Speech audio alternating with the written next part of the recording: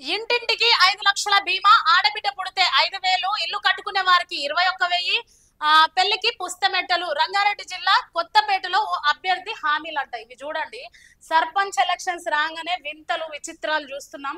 నిన్నటి రోజున చూసినైతే ఒక అబ్బాయి ఏం చేశాడంటే, ప్రియురాలిని సర్పంచ్ ఎలక్షన్స్ లో నిలబెట్టి ఆయన తర్వాత తాళి కట్టిండంట, పెళ్లి చేసుకున్నాడు. సో ఇలాంటివన్నీ కూడా మనం చూస్తున్నాం. అట్లనే ఒక భార్య కాళ్ళు పట్టుకొని నువ్వు నిలబడు అనే వీడియోలు కూడా మనం చూస్తున్నాం. సో ఇలాంటి వింతలు వినోదాలు ఎన్నో చూస్తున్నాం. అట్లనే ఇక్కడ చూడండి, ఇది రంగారెడ్డి జిల్లాలో అంట. కొత్తపేటలో ఓ అభ్యర్థి హామీలు ఇస్తున్నాడు. ఏం హామీ అంటే, ఇంటింటికి 5,00,000 బీమా ఇస్తాడంట, ఆడబిడ్డ పుడితే 5,000 ఇస్తాడంట, ఇల్లు కట్టుకునే వారికి 20,000, 21,000 ఇస్తాడంట, ఎవరైతే పెళ్లి చేసుకుంటారో వాళ్ళకు పుస్తమెట్టలు ఇస్తారంట.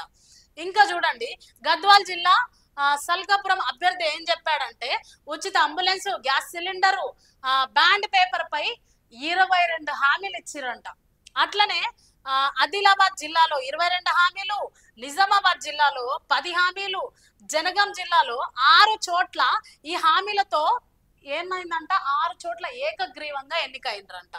రెండో విడత నామినేషన్ లో ఏకదశి జోరు అందుకుంది. నేటితో ముగియనున్న నామినేషన్ల స్వీకరణ. రేపటి నుంచి మూడో విడత నామినేషన్ల సురు.